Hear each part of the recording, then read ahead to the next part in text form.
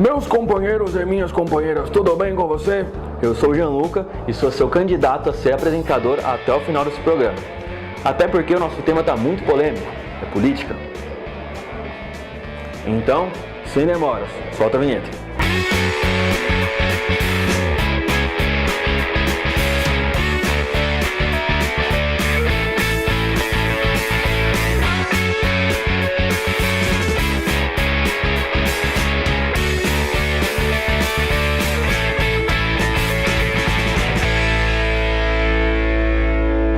Política é um assunto que está super em alta hoje em dia. O problema é que muitas pessoas falam sobre, mas não sabem o que é.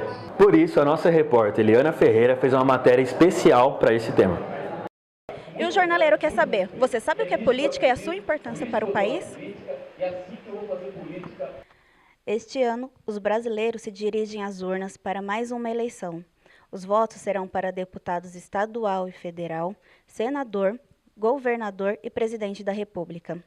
O país vem passando por um momento crítico na política e esta pode ser uma chance de mudança.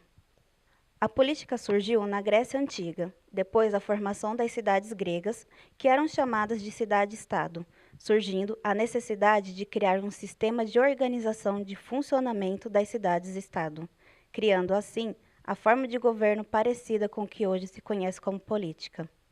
Para Aristóteles, a função da política é atingir os objetivos que sejam bons para os interesses dos cidadãos e do Estado. Para ele, o centro do estudo sobre política é a coletividade e o interesse de todos. Bom, política é uma palavra que deriva de polis. Na Grécia Antiga seriam as cidades-estado. E a política está relacionada com aquilo que é público, né? E como surgiu as eleições, os votos? O voto ele tem uma história, né, que não é recente, mas a partir da Revolução Francesa e com a ideologia do liberalismo, que se coloca a ideia de que todo governo só tem legitimidade se ele for representativo, né, se ele representar o povo. E a melhor forma que descobriram dos governantes representarem é através da eleição, através da representação, né? Através do voto. As mulheres, por exemplo, só passaram a ter direito de voto a partir da década de 20 do século 20, né? Isso na Inglaterra, na França, no Brasil só na década de 30. Os analfabetos no Brasil só adquiriram o direito de voto na Constituição atual, de 1988. Então, o princípio da representação já existe há muito tempo, que todo governo deve ser um governo representativo. E como fazer para que os jovens se dediquem um pouco mais à política? Olha, o principal de tudo seria se as escolas já pudessem desenvolver, né, um espaço de participação dos jovens dentro da própria escola, né, desenvolvimento da cidadania. Criando espaços de debate, de discussão, de eleição. Então, a escola poderia ser um laboratório, né, do exercício da cidadania. E eu acredito também que são as lutas, né, o envolvimento dos jovens dentro das lutas comunitárias, né, da sua realidade local, no seu bairro, né, na sua cidade, através desses processos. Nos dias 14 e 19, a Unifacamp promoveu a sabatina com os candidatos a deputado estadual e federal, respectivamente.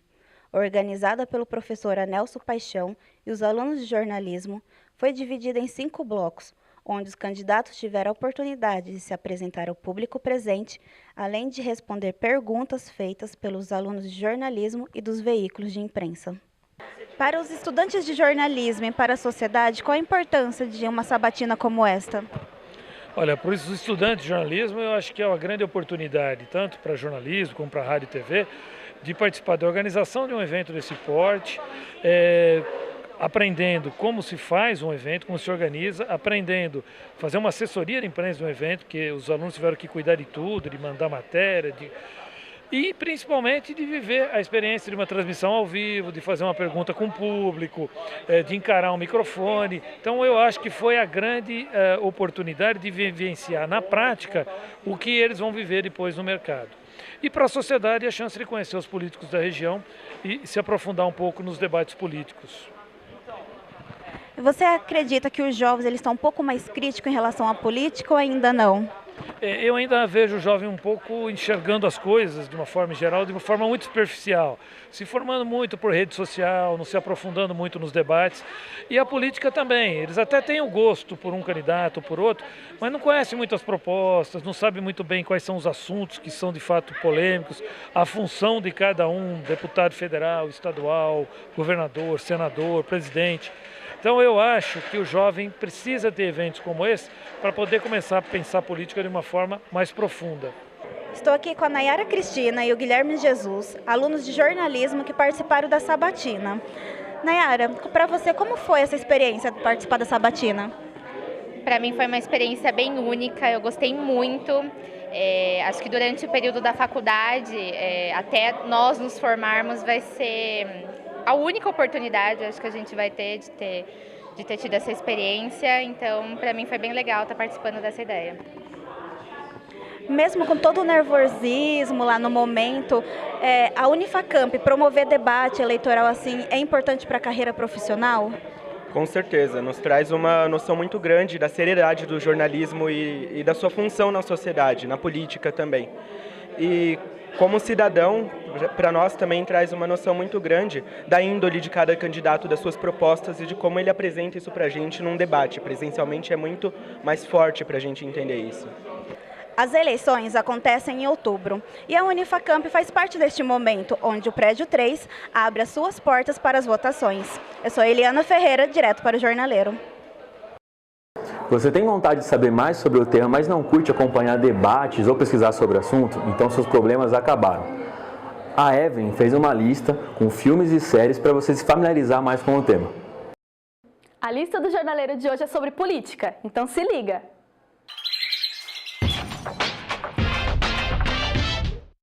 A primeira série é House of Cards, uma série de drama americana que estreou em 2013 nos Estados Unidos e conta a história de Frank Underwood. O personagem é um congressista que foi traído pelo presidente que ajudou a eleger e, com a ajuda de outro político que tem problemas com o alcoolismo e de sua esposa, uma jornalista ambiciosa, inicia um plano para conquistar em alguns anos a presidência dos Estados Unidos.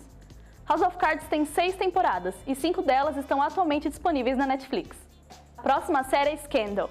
A série de 2012, criada por Shonda Rhimes, segue a vida de Olivia Pope. Seu trabalho era proteger a reputação de grandes nomes da elite dos Estados Unidos, evitando grandes escândalos ligados aos seus nomes.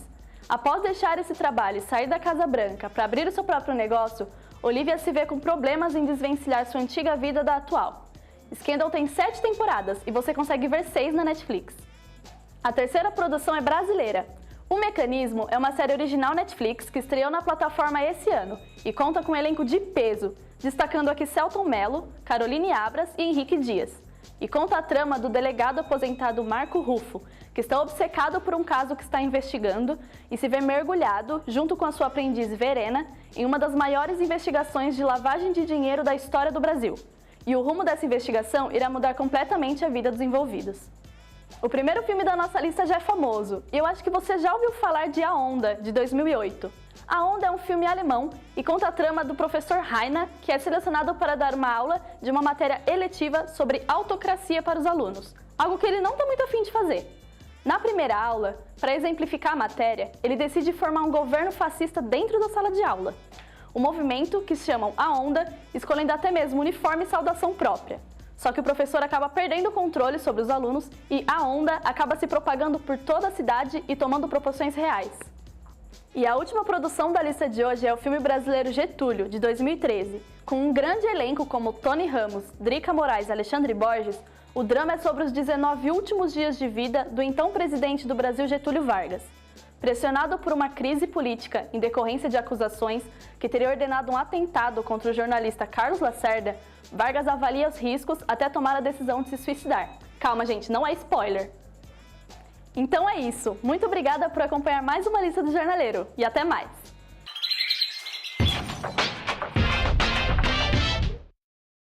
1 minuto para falar. É o que eu peço para você. Deixa tudo e vem para cá, você não vai se arrepender. Com vocês, Giovana Viana, em Notícias de 1 Minuto.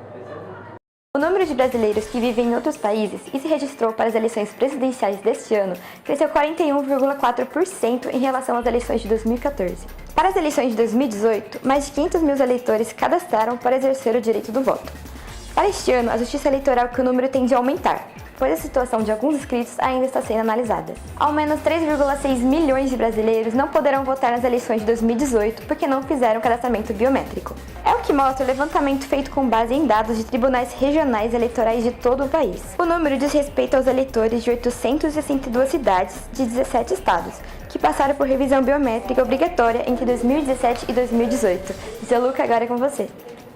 Pessoal, infelizmente o nosso programa chegou ao fim, mas não fica triste não. Se você quiser rever esse e os outros programas no Jornaleiro, nos siga nas mídias sociais. Não esqueça que o seu voto é muito importante. Obrigado por assistir até aqui, tenha uma ótima semana e vote em mim.